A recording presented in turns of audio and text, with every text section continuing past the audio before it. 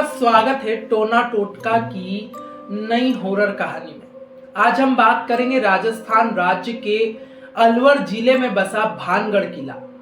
ये किला दुनिया का तो अपने देश का तो छोड़ो, दुनिया का सबसे डरावना किला कहा जाता है। भारत के सबसे डरावने किलों में से एक किला यदि कोई है तो वो भानगढ़ का किला है। ऐसा क्यों? पुरानी मान्यताओं के हिसाब से ये जो किला है इसमें एक नहीं दो नहीं अनगिनत डरावनी कहानियां घटती रहती है। लोग भूतों को महसूस करते हैं। कई लोगों का यहाँ को लेकर पैरानॉर्मल एक्सपीरियंस है। प्रेत आत्माओं का साया इस किले में है, लोग ऐसा भी मानते हैं। जिसमें इस किले में रहने वाले लोगों को उजाड़ कर रख दिया।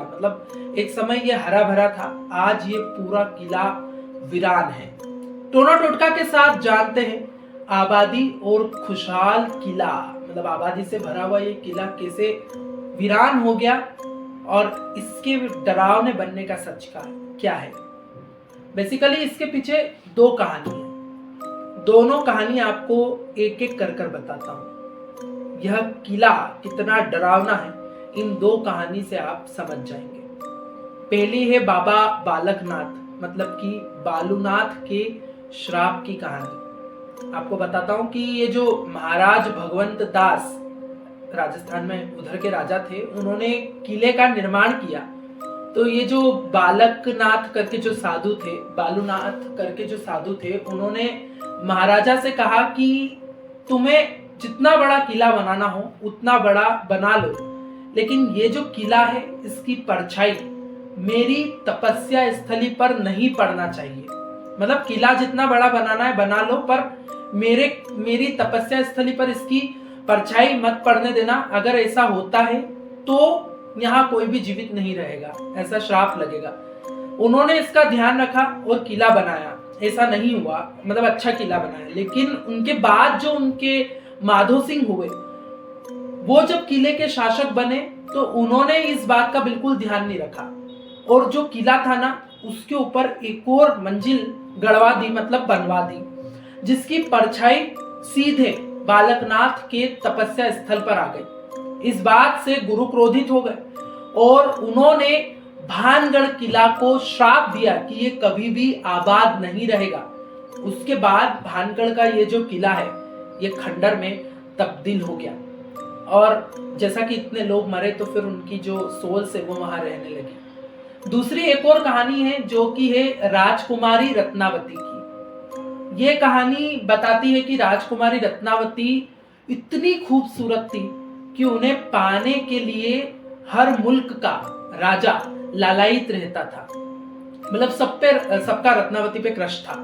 एक दिन राजकुमारी रत्नावती अपनी दासियों के साथ उधर का जो बाजार है वो घूमने निकली थी। इस दौरान वो एक इत्र की दुकान पर रुकी, जहां वो इत्र की सुगंध लेने लगी।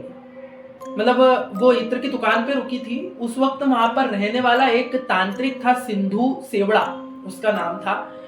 वो तांत्रिक की नजर राजकुमारी पर पड़ गई। राजकुमारी रत्नावती के खूबसूरत रूप को देखकर तांत्रिक राजकुमारी पर मोहित हो गया, जो कि नॉर्मल है।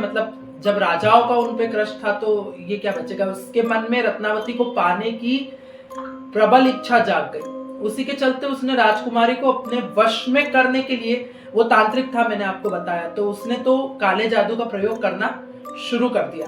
तांत्रिक है तो यही करेगा। जिस इत्र की बोतल को राजकुमारी रत्नावती ने पसंद कर लिया था, उस शीशी पर सिंधु सेवड़ा ने अपने काले जादू से उसको वो जो शीशी थी इत्र की, उसको कुछ करा और उसको ऐसे मंत्रित कर दिया। इस बात का उसी समय राजकुमारी को पता लग गया।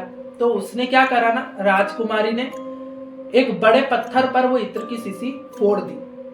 उसका काम सिंधु सेवड़ा का पासा पलट गया। राजकुमारी ने वो फोड़ दी तो काले जादू के प्रभाव से वो जो पत्थर था वो तांत्रिक सिंधु सेवड़ा की तरफ बढ़ने लग गया।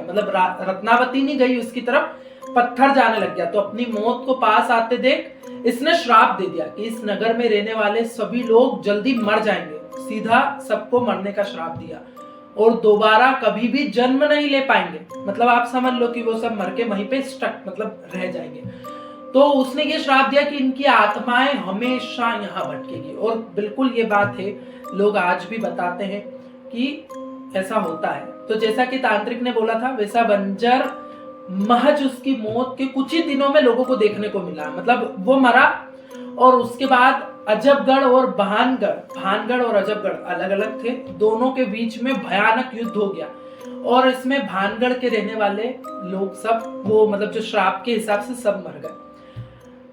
इसमें रानी रत्नावती भी थी, मतलब रानी रत्नावती भी मर गई, जिसकी आत्मा आज वहां है। इसके बाद भानगढ़ किला खंडर में तब्दील हो गया और लोगों के अनुसार अभी भी यहाँ आत्माओं का साया है।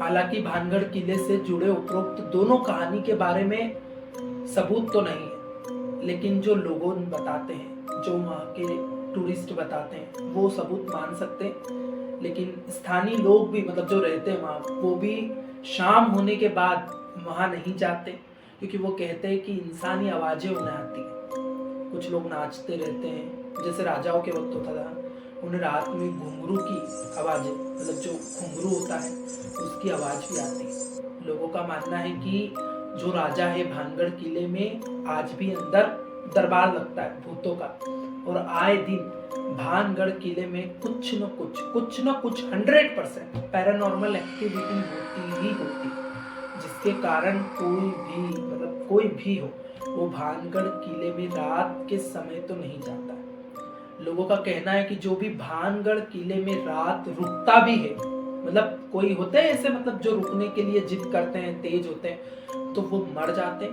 या पागल हो जाते हैं।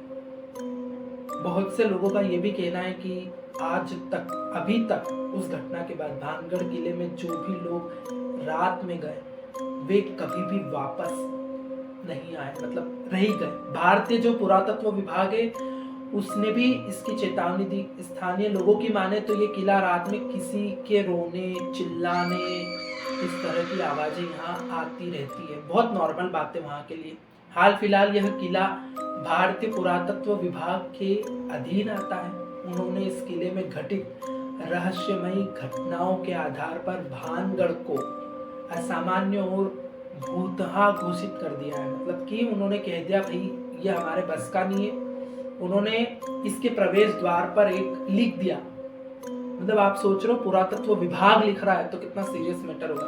उन्होंने लिखा कि सूर्यास्त के बाद इस किले में प्रवेश ना करे, और कोई सैलानी इस किले में सूर्यास्त के बाद यदि प्रवेश करता है और कोई भी घटना होती है तो उसके जिम्मेदार आप स्वयं होंगे। ये पुरातत्व विभाग ने लगाया, क्योंकि स्थानीय लोगों के मुताबिक जो लोग रात को इस किले में गए हैं वो वापस नहीं आए। जो वापस आए हैं वो असाधारण स्थिति में, मतलब बोल नहीं पाते, गूंगे हो जाते हैं, या मतलब मानसिक रूप से भी बीमार हो जाते हैं, साइको हो जाते हैं। अगर आपको भी इस तरह की भूतिया कहानी सुनना पसंद है तो हमारे चैनल को सब्सक्राइब करें। टोना टोटका आपके लिए इस तरह की कहानियों को आगे भी लाता रहेगा।